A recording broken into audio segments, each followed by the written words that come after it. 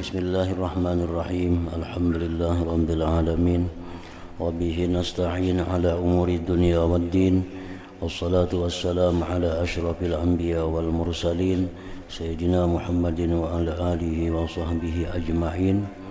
Qala al-musannif al-imam Abu Hamid al-Ghazali rahimahullah, nafa'ana bi ulumih. Wa qila li Dhinnun 'inda mautih ma tashtahi قال أن أعرفه قبل موتي بلحظة. وقيل لبعضهم وهو بالنزع قل الله فقال إلى متى تقول الله وأنا محترك بالله. وقال بعضهم كنت عند ممشد الدينوري فقدم فقير وقال السلام عليكم هل ها هنا موضع النصيب يمكن الإنسان أن يموت فيه. قال فأشاروا إليه بمكان وكان ثم عين ماء فجدد الفقير الوضوء وركع ما شاء الله ومضى إلى ذلك المكان ومد رجليه ومات. وكان أبو العباس الدينوري يتكلم في مجلسه فصاحت امرأة تواجدا فقال لها موتي فقامت المرأة فلما بلغت باب الدار التفتت إليه وقال قدمت ووقعت ميتة. ويحكى عن فاطمة أخت أبي علي الرذباري وكان رأسه في حجري فتح عينيه وقال هذه أبواب السماء قد فتحت وهذه الجنان قد زينت وهذا قائل يقول يا أبا علي قد بلغناك الرتبة القصوى وإن لم تردها. ثم أنشأ يقول وحقك لا نظرت إلى سواك بعين مودة حتى أراك معذب بفطور لحظ وبالخد المورد من حياك ila akhir. Makna perkataan Imam Al-Ghazali rahimahullah wa nafa'ana bi'ulumih, ditanyakan kepada Dhunnun Al-Misri, salah seorang aulia Allah di Mesir, ketika akan meninggal dunia. Beliau ditanya, apa yang kamu inginkan sebelum meninggal dunia, apa yang kau inginkan? Dhunnun menjawab bahwa saya mengenalnya sebelum kematianku walaupun sekejap saja. Artinya Dhunnun Al-Misri, beliau sewaktu mendekati ajal minta kepada Allah ma'rifat walaupun sekejap. Nah, ini menunjukkan bahwa ma'rifat itu adalah sesuatu yang tidak ada batasannya. Ma'rifat sesuatu yang tidak terbatas. Oleh karena orang yang ma'rifat kepada Allah itu, dia selalu merasa dirinya belum ma'rifat. Orang yang ma'rifat, makin tinggi ma'rifat, makin merasa belum ma'rifat. Justru sebaliknya, orang yang merasa ma'rifat itulah yang bukan ma'rifat. Kepada ma'rifat kepada Allah, berarti belum ma'rifat. Orang ma'rifat kepada Allah itu pasti dia akan merasa belum ma'rifat kepada Allah. Karena ma'rifat kepada Allah itu merupakan satu kedudukan yang tidak ada batasnya, tidak ada tingkatannya. Dhunnun Al-Misri, beliau minta agar diberi ma'rifat sebelum meninggal dunia. Karena meninggal dunia itu artinya kita akan bertemu dengan Allah. Nah, bertemu dengan Allah, berurusan dengan Allah. Kalau kita kena dengan Allah, tentu kita akan sulit. Kita berurusan dengan orang yang kita belum kenal, tentu lebih sulit daripada berurusan dengan orang yang sudah kenal. Apalagi sangat kenal, apalagi sangat-sangat kenal, apalagi bersangatan kenal, makin nyaman lagi. Nah, jadi itulah yang diminta oleh para aulia itu, bahwa mereka sangat kenal kepada Allah sebelum mereka meninggal dunia. Nah, sehingga begitu meninggal dunia, mereka sudah kenal terlebih dahulu di alam dunia kepada Tuhannya. Dikatakan kepada sebahagian mereka aulia, dan ia dalam keadaan naza'. Naza' arti dalam keadaan sakaratul maut. Ujar yang di sekelilingnya, katakanlah Allah. Ini orang dalam keadaan sakarat. Lalu ujar yang di sekitarnya, qul Allah, katakan Allah. Ia menjawab, yang dalam sakarat tadi menjawab, sampai kapan kalian mengucapkan Allah, dan saya telah terbakar dengan Allah itu. Aku ini sudah terbakar dengan Allah. Buat apa kalian minta aku mengucapkan Allah lagi? Artinya hatiku ini sudah kada pernah lagi lupa kepada Allah. Jadi kada perlu disuruh untuk mengucapkan Allah. Sebahagian mereka berkata, saya berada pada Mamsyat Ad-Dainuri, salah seorang waliullah. Lalu orang fakir datang.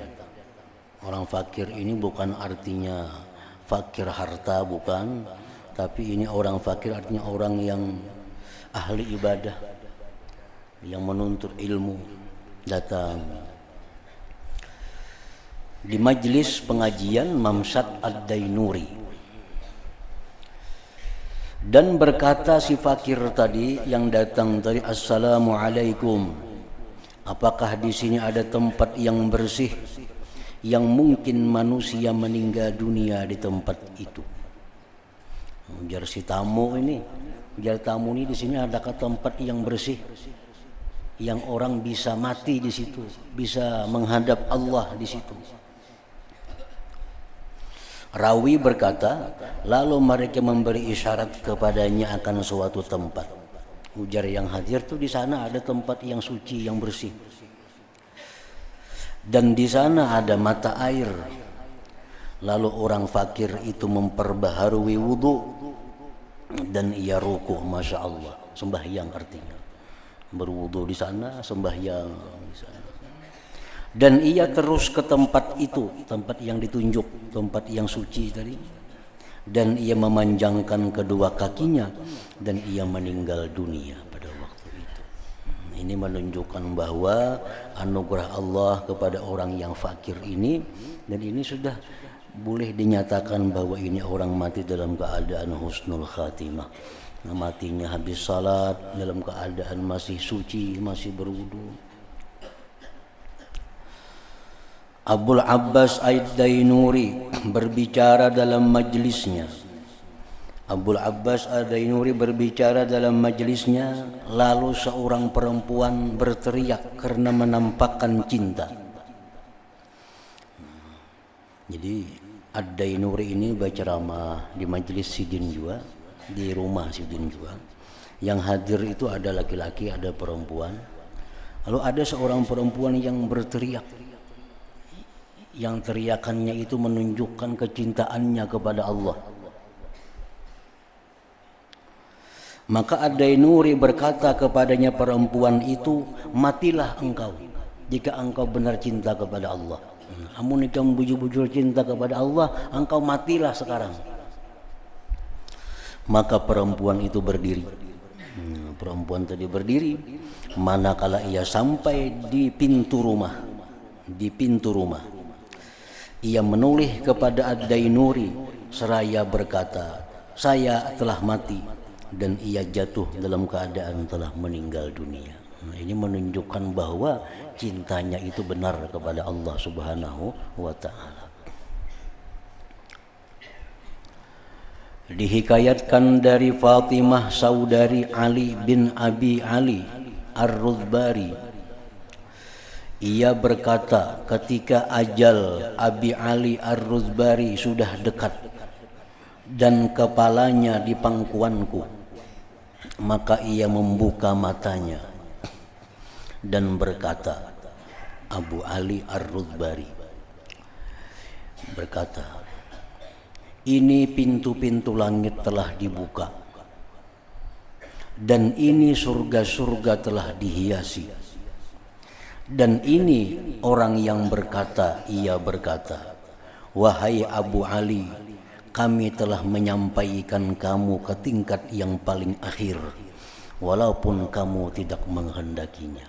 Nah, ini orang dalam keadaan sakarat, sudah mendekati kematian, dibukakan pintu langit kepadanya, dinampakkan surga dengan penuh perhiasannya, dan ada yang berkata, inilah yang bisa kami berikan kepada engkau walaupun ini bukan yang engkau kehendaki. Kemudian Abu Ali berkata, wa haqqika la nazartu illa siwaka bi'aini mawaddatin hatta araka mu'azzibi bi puturi lahzin wa bil khaddil muwarridi min hayaka. Hak engkau adalah demi hak engkau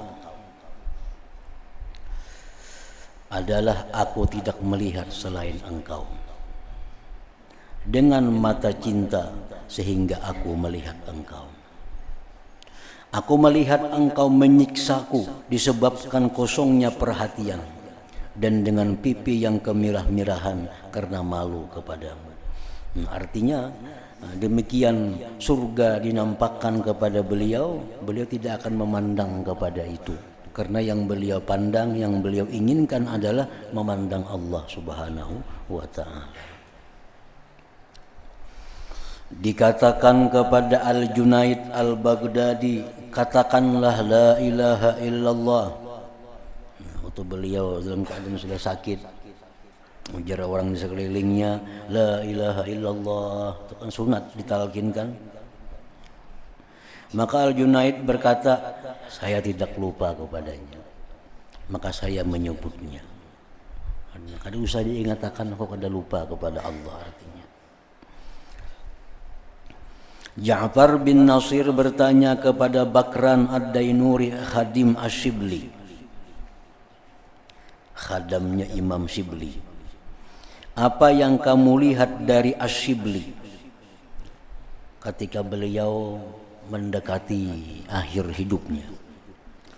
Bakran menjawab, Shibli berkata, atasku uang 1 dirham hasil aniaya, lalu saya bersedekah dari yang mempunyainya dengan ribuan dirham, maka tidak ada atas hatiku kesibukan yang lebih besar dari itu.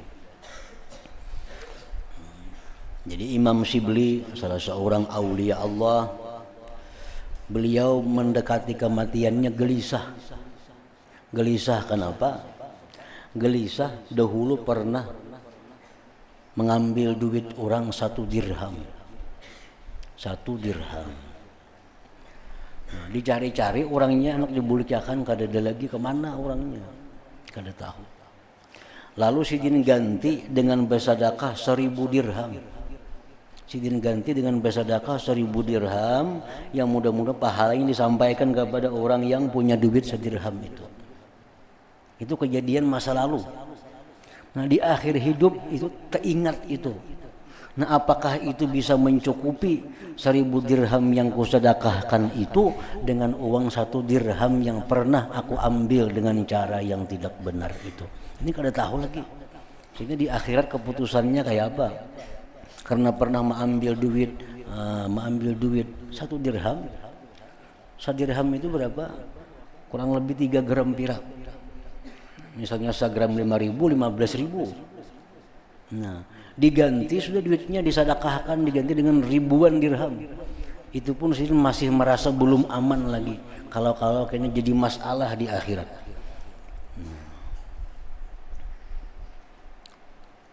Apalagi orang mengambil nang kada berhitungan duit orang secara zalim.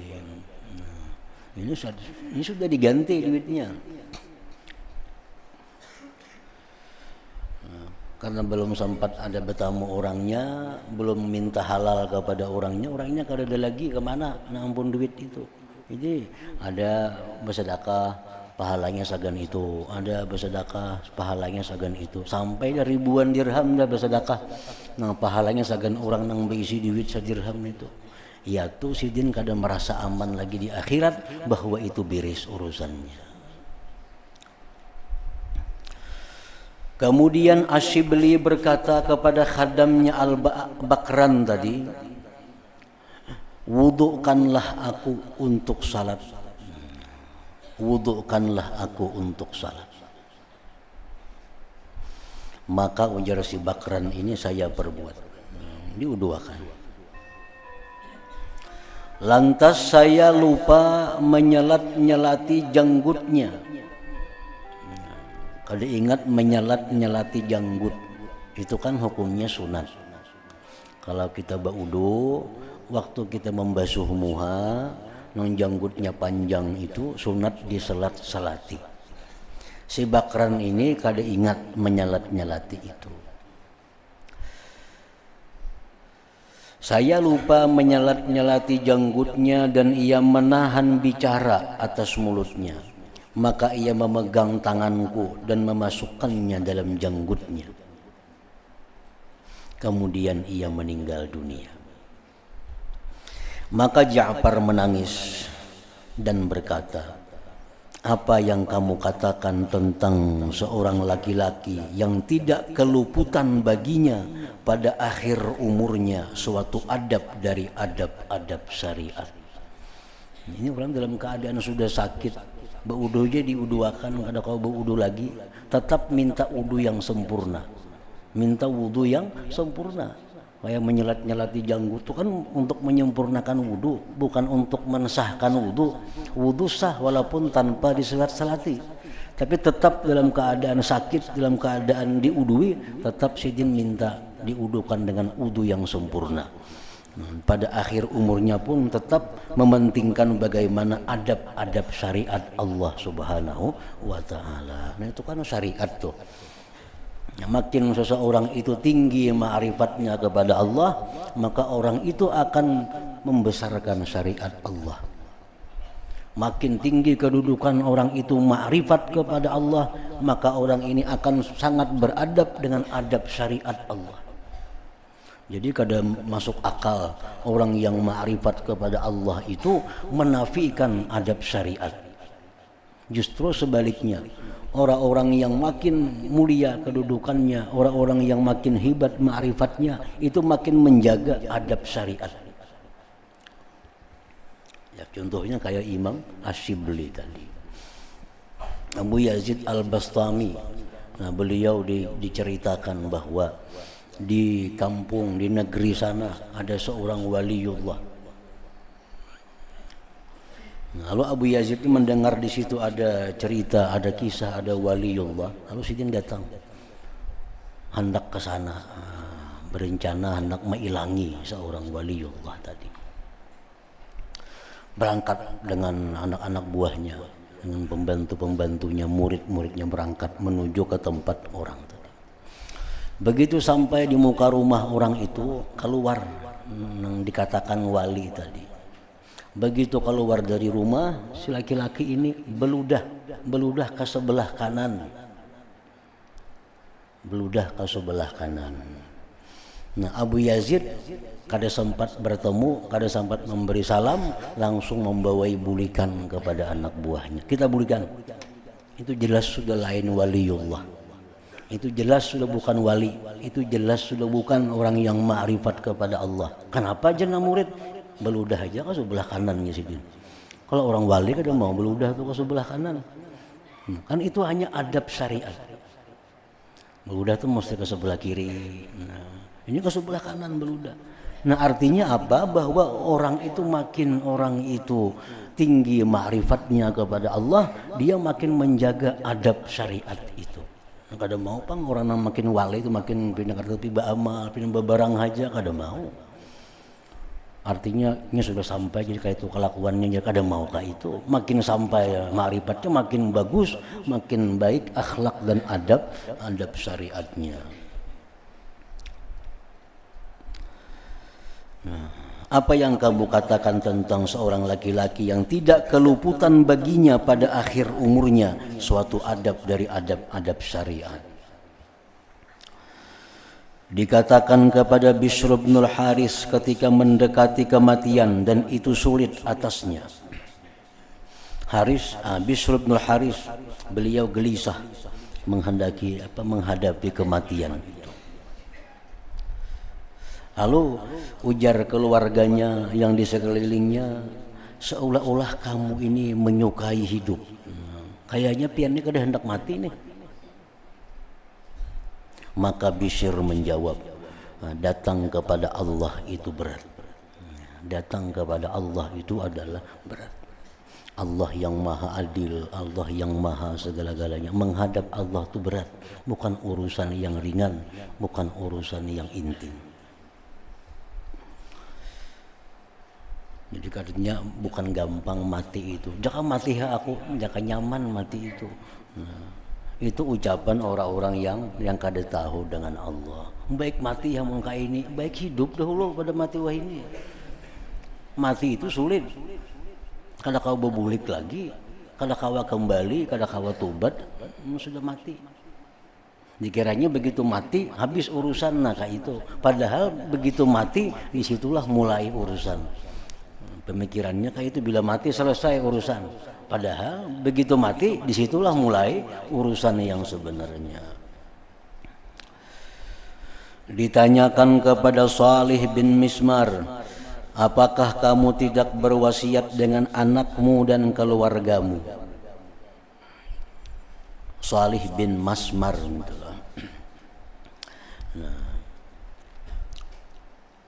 Sidin garing, sudah sakit-sakitan, anak banyak, ujar orang, baiknya pian berwasiat nih anak-anak nih, siapa kena maharagu, siapa kena anak nih yang memelihara, siapa anak nih kena menjaga, kan biasa berwasiat tuh. Maka ia menjawab, sesungguhnya saya merasa malu dari Allah bahwa saya berwasiat dengan mereka kepada selainnya Allah Subhanahu wa ta'ala. Artinya aku berwasiat kan manusia, aku supannya sih. Ada aja Allah Subhanahu wa ta'ala yang akan menjaga, memelihara mereka itu. Nah ini orang yang sudah sampai ke makam demikian. Ketika Abu Sulaiman Ad-Darani mendekati wafat, maka sahabat-sahabatnya datang kepadanya. Lalu mereka berkata, bergembiralah wahai Syekh Abu Sulaiman, karena sesungguhnya engkau datang kepada Tuhan yang maha pengampun lagi maha penyayang. Gembiralah engkau karena engkau akan menghadap Tuhan maha pengasih, maha penyayang, maha pengampun. Maka Abu Sulaiman Ad-Darani menjawab kepada mereka, apakah tidak kamu katakan, waspadalah, karena sesungguhnya engkau datang kepada Tuhan yang memeriksamu dengan yang kecil dan menyiksamu dengan yang besar. Artinya kalau menerangkan tentang Allah itu jangan sepotong aja. Artinya bawa keduanya. Jangan hanya disebutkan bahwa Allah itu maha pengampun, maha penyayang, maha pemaaf, maha kasih. Jangan di situ aja. Tapi sambung, Allah itu maha menyiksa, Allah itu maha adil, Allah itu sangat memperhitungkan dengan sekecil apapun yang kita lakukan. Kenapa disambung itu? Supaya keadaan kita antara takut dan harap itu stabil artinya. Karena nama Tuhan yang sifatnya Jamal itu aja disebutkan, kita hanya berharap kepada Allah, hilang takut kita.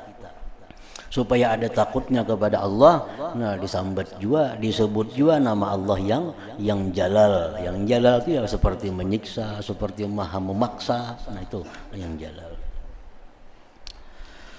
Ketika Abu Bakar Al-Wasiti mendekati kematian, maka dikatakan kepadanya, berilah kami wasiat. Maka ia berkata, jagalah kehendak al-haq padamu. Wasiatku kepada kalian, jagalah kehendak Allah pada kamu. Nah, kehendak Allah pada kita apa? Ibadah artinya. Jagalah ibadah kepada Allah. Karena Allah menciptakan jin dan manusia itu untuk beribadah kepadanya. Itu dijaga. Sebagian mereka mendekati kematian, lalu istrinya menangis. Maka ia bertanya kepada istrinya, apa yang membuat kamu menangis? Istrinya menjawab, atasmu saya menangis. Engkau hendak mati, engkau sudah hampir mendekati ajal. Maka ia berkata, ujar nang laki, kalau kamu menangis maka menangislah atas dirimu. Tidak menangis segini jam aja gini. Sesungguh saya menangis untuk hari ini selama 40 tahun. Kalau untuk aku sudah 40 tahun menangisi diriku ini. Kalau usah ditangisi lagi artinya kematianku, karena aku sudah menangis selama 40 tahun untuk kematian ini. Al-Junaid berkata, saya masuk kepada Sari As-Sakati untuk menjenguknya di waktu sakit yang membawa kepada meninggalnya. Lalu saya bertanya, bagaimana kamu merasakan dirimu, wahai Sari As-Sakati? Maka Sari As-Sakati menjawab dengan sebuah syair. Kaifa ashku ila tabibi ma bi walladhi bi asabani min tabibi. Artinya, bagaimana aku mengadukan kepada dokterku akan apa yang ada padaku, padahal apa yang menimpaku itu dari dokterku itu juga. Kayak apa hendak mengadu sakit lawan dokter, nang mula aku garing ini dokter itu juga orangnya. Itu artinya. Lalu saya mengambil kipas, ujar Junaid ini, untuk mengipasi Imam Sari As-Sakati. Maka ia berkata, bagaimana merasakan anginnya kipas orang yang rongga badannya terbakar dengan cinta kepada Allah Subhanahu wa ta'ala. Karena kalau dikipasi, kalau dikipas itu orang nang awaknya kepanasan karena udara, itu kalau dikipas. Kalau orang yang rongganya terbakar cinta kepada Allah, itu kada mampan dikipasi. Kemudian Sari As-Sakati mengucapkan syair, al-qalbu muhtarikun wad-dam'u mustabiqun wal karbu mujtami'un was-sabru muftariqu. Kaifal qararu ala man la qarara lahu mimma janahul hawa wasyauqu wal qalaqu. Ya Rabbi iyyaku syai'un fihi li faraju famnun alayya bihi ma dama bi ramaku. Artinya, hati ini terbakar. Terbakar artinya terbakar karena cinta kepada Allah, dan air mata ini melimpah, bersegera itu melimpah maksudnya. Kesusahan-kesusahan itu berkumpul dan kesabaran itu bercerai-berai.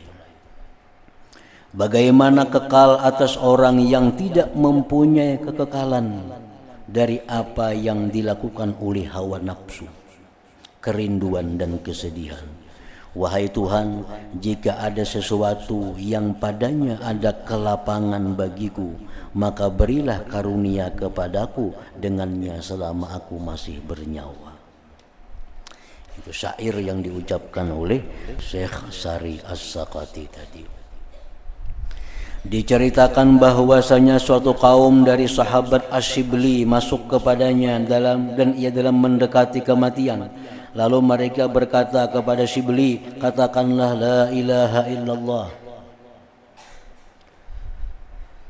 Maka Asyibli menjawab dengan syair, inna baitan anta sakinuhu wairu muhtajin ila suruji wajhukal ma'mulu hujjatuna yawma ya'tin nasu bil hujaji la atahu Allahu li faraja yawma ad'u minka bil faraji. Sesungguhnya rumah yang engkau penghuninya adalah tidak memerlukan kepada pelita-pelita. Waktu beliau baca syair ini, beliau menghadirkan Rasulullah sallallahu alaihi wasallam. Setiap rumah yang engkau penghuninya maka adalah tidak memerlukan kepada pelita-pelita. Wajahmu yang diharap-harapkan adalah hujjah, dalih bagi kami. Pada hari manusia datang dengan segala hujjahnya. Allah tidak memberikan kelapangan bagiku pada hari aku memohon kepadamu dengan kelapangan. Dikatakan bahwasanya Abul Abbas bin Atha masuk kepada Al-Junaid pada waktu nazahnya. Lalu ia memberi salam kepada Junaid, maka Junaid tidak menjawab salamnya. Kemudian dia menjawab setelah sesaat dan ia berkata, maafkanlah aku sesungguhnya aku tadi berada dalam wiridku. Kemudian ia memalingkan mukanya menghadap kiblat dan bertakbir lalu meninggal dunia. Imam Junaid Al-Baghdadi. Ditanyakan kepada Al-Qattani ketika ia mendekati kematian, apa amalmu wahai Al-Qattani? Maka Al-Qattani menjawab, jikalau ajalku tidak dekat, niscaya tidak kukhabarkan kepadamu. Saya berdiri di atas pintu hatiku selama 40 tahun. Maka setiap kali lewat padanya sesuatu selain Allah, maka saya menutupnya daripadanya. Itu amalannya sekalinya. Amalanku artinya hatiku ini sudah 40 tahun. Kada ada yang diingat, kada ada yang ditafakkur selain daripada Allah Subhanahu wa ta'ala. Selain pada itu, aku tutup hatiku. Dihikayatkan dari Al-Mu'tamir, ia berkata, saya termasuk orang yang menghadiri Al-Hakam bin Abdul Malik ketika kematian datang kepadanya. Lalu saya berdoa, ya Allah, ringankanlah atasnya Hakam sakaratul maut, karena sesungguhnya ia telah berbuat dan berbuat. Nah, Hakam bin Abdul Malik, seorang khalifah, dalam keadaan sakarat diilangi oleh Mu'tamir. Didoakan, ya Allah, ringankanlah atas beliau ini sakaratul maut, karena beliau ini orang yang dermawan. Berbuat dan berbuat itu artinya orang yang dermawan, orang yang suka memberi. Maka saya sebutkan kebaikan-kebaikannya. Maka Al-Hakam sadar, lalu bertanya, siapa yang berbicara? Ujar Hakam, saya menjawab, saya. Al-Hakam berkata, sesungguhnya malaikat pencabut nyawa alaihi salam berkata kepadaku, sesungguhnya aku ramah lemah lembut dengan setiap orang yang dermawan. Kemudian ia meninggal dunia. Padahal Imam Hakam, apa sih Hakam ini termasuk khalifah yang kada terlalu baik memimpin rakyatnya. Banyak juga kezaliman dalam sejarah kekhalifahan Hakam bin Marwan, Hakam bin Abdul Malik ini. Tapi karena orangnya ini dermawan, orang yang suka membantu, tertutupi dengan itu. Ketika Yusuf bin Asbat mendekati kematian, maka Hudzaifah menyaksikannya, lalu ia mendapatkannya susah. Maka Hudzaifah berkata, wahai Abu Muhammad, ini adalah waktu-waktu kesusahan dan kesedihan. Maka Yusuf bin Asbat menjawab, wahai Abu Abdillah, bagaimana saya tidak susah dan tidak sedih, sedangkan aku sesungguhnya tidak tahu bahwa saya telah membenarkan Allah pada suatu dari amalku. Maka Hudzaifah berkata, alangkah mengherankan bagi seorang yang salih ini, ia bersumpah ketika akan meninggal dunia bahwa ia tidak tahu bahwa ia membenarkan Allah pada suatu dari amalnya. Sidik itu lebih dari ikhlas. Setiap ikhlas itu belum tentu sidik, tapi setiap sidik itu sudah dinyatakan ikhlas. Orang yang beramal, beribadah, mengharapkan surga, mengharapkan neraka, terhindar dari neraka, itu ikhlas. Ikhlas. Kenapa sembahyang? Supaya ke surga. Kenapa sembahyang? Supaya jangan ke neraka. Itu ikhlas. Tapi ini belum sidik, belum benar. Kalau yang benar itu dia sembahyang semata-mata karena Allah. Kenapa dia meninggalkan yang haram? Semata-mata karena Allah. Itu yang sidik. Jadi Yusuf bin Asbat ini sedih pada waktu mendekati ajal karena beliau tidak yakin bahwa amal-amal yang beliau lakukan itu membenarkan Allah Subhanahu wa ta'ala. Lalu ujar Hudzaifah, coba bayangkan bagaimana orang yang sekelas Yusuf bin Asbat, beliau pun tidak tahu bahwa apakah sudah bersifat sidik dengan Allah atau belum. Dari Al-Maghazili berkata, saya masuk kepada syekhku dari penghuni serambi masjid. Ia sakit dan berkata, mungkin bagimu berbuat apa yang kamu kehendaki, maka kasihanilah aku. Sebagian masyayikh masuk kepada Mamsat Ad-Dainuri pada waktu akan wafat, lalu syekh itu berkata kepadanya, mudah-mudahan Allah Ta'ala melakukan dan berbuat dari bab doa. Mudahan Allah memberikan rahmat kepada pian, mudahan Allah memberikan anugerah kepada macam-macam doa. Maka Mamsat Ad-Dainuri tertawa. Mudahan pian dimasukkan surga, mudahan pian selamat. Mamsat Dainuri tertawa mendengar doa-doa orang nang beilang itu. Dan berkata Mamsat, sejak 30 tahun, sudah 30 tahun diperlihatkan kepadaku surga dengan isinya.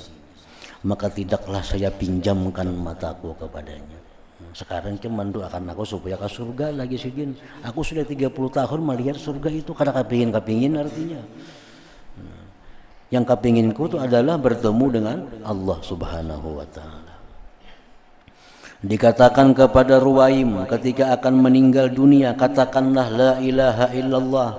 Maka Ruwaim menjawab, saya tidak bisa selainnya. Saya tidak bisa selain la ilaha illallah. Ketika As-Sauri mendekati wafat, maka dikatakan kepadanya, katakanlah la ilaha illallah. Maka Sauri menjawab, bukankah di sana suatu urusan?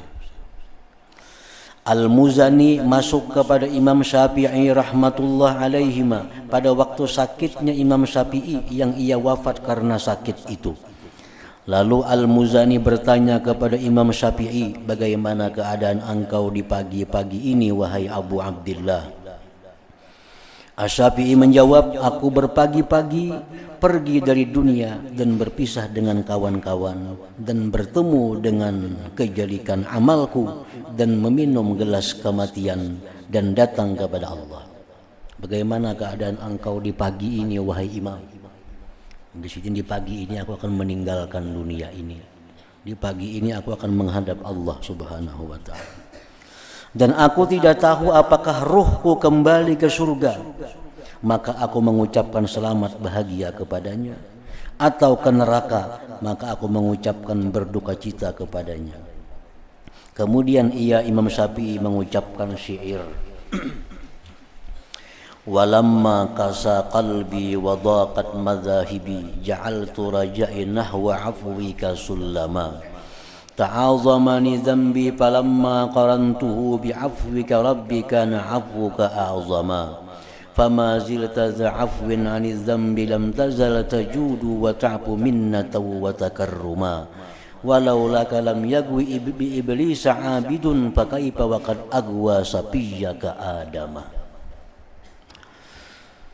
Artinya, ketika hatiku keras, ujar Imam Syafi'i, ketika hatiku keras dan jalan-jalanku sempit, maka aku jadikan harapanku ke arah ampunanmu sebagai tangga bacaannya.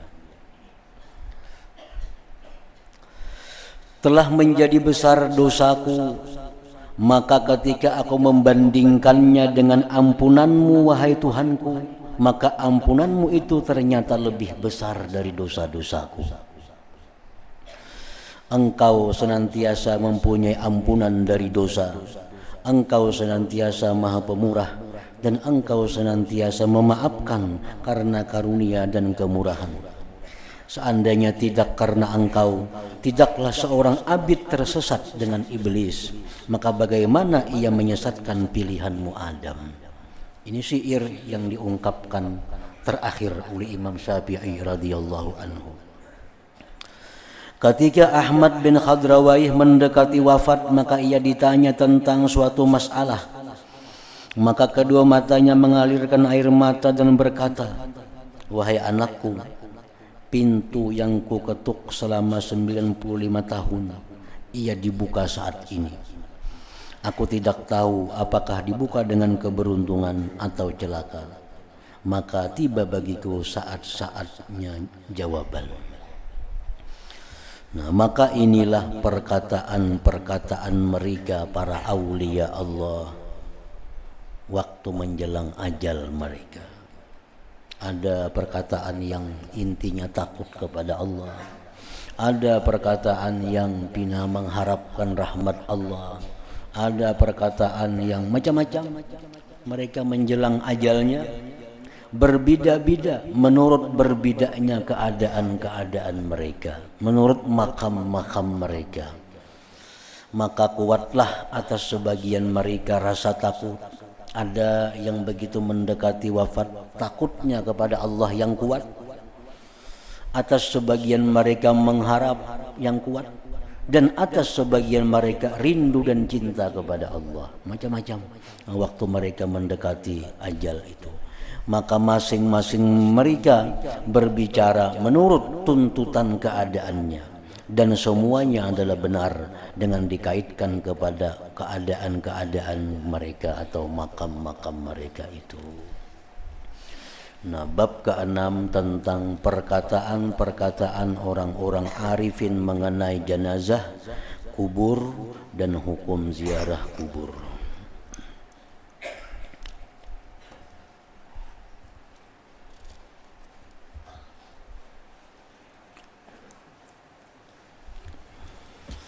Dalam zikri fa'alam annahu la ilaha illallah Muhammadur Rasulullah, la ilaha illallah Muhammadur Rasulullah, la ilaha illallah Muhammadur Rasulullah, la ilaha illallah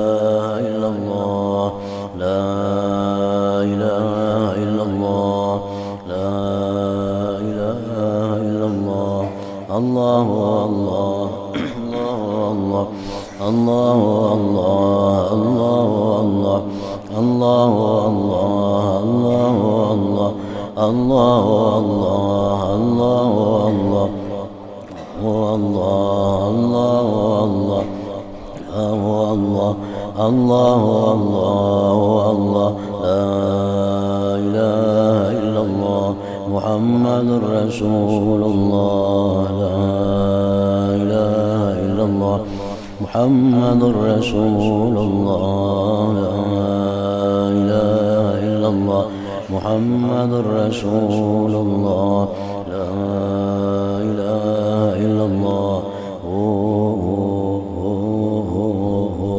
Al-Fatihah ila hadrat